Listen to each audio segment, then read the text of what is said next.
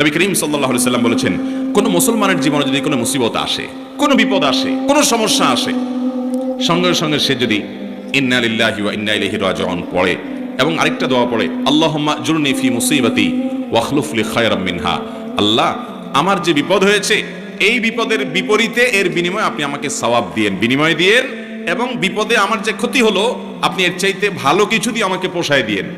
এই দোয়া যদি কেউ পড়ে তো আল্লাহ রাব্বুল আলামিন তার ওই বিপদে যা ক্ষতি হবে তার থেকে বেশি দিয়ে তাকে অবশ্যই পুষিয়ে দিবেন।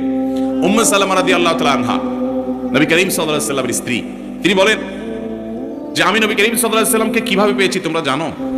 অদ্ভুত ঘটনা, শিক্ষা নেওয়ার মতো একটা ঘটনা। তিনি বলেছেন যে আমার স্বামী আবু সালামা যখন মারা গেলেন আমি খুব বেশি ব্যথিত হলাম, মর্মাহত হলাম যে একজন ভালো সঙ্গী হারালাম, স্বামীকে হারালাম। তো আল্লাহর কাছে আমি কেঁদে কেটে নবী সাল্লাল্লাহু আলাইহি সাল্লামের শেখানো এই দোয়াটা পড়েছি, আল্লাহুম্মা জুরনি ফি মুসিবাতি, আল্লাহ আমার মুসিবত এবং বিপদে আপনি আমাকে বিনিময় দিয়েন, বিপদ যে হলো এর বিনিময় আপনি আমাকে দিয়েন, ওয়াখলুফ লি খায়রাম মিনহা, এবং এই বিপদে আমার যা ক্ষতি হলো, আমি যে হারালাম স্বামীকে, তার চাইতে বেটার কিছু আমাকে দিয়েন। আমি দোয়া আল্লাহর কাছে করে গেছি সব সময়।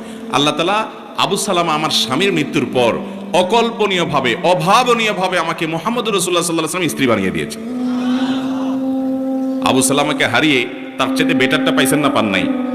মুহতারাম হাজরিন, অতএব যেই কোনো বিপদে ইমানদারের ইমান যত মজবুত হবে সে তত বেশি হাসতে পারবে যে আলহামদুলিল্লাহ আমার রব আমাকে যে অবস্থা রেখে খুশি, আমি অবস্থার উপরে খুশি, এবং বিপদ যতই আসবে আমি সেটাকে ওয়েলকাম করব, বেসবর হব না, ধৈর্যহীন হব না।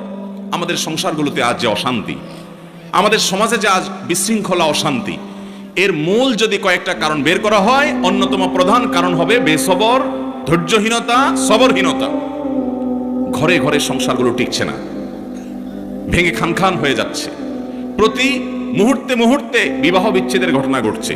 অন্যতম কারণ ধৈর্য সহ্য নাই, ছেলেরও ধৈর্য নাই, মেয়েরও ধৈর্য নেই, কিছু হলেই সব হটমেজাজি হয়ে যায়, সবাই কাট্টি দেওয়া শুরু করে। কাট্টি বুঝেন তো?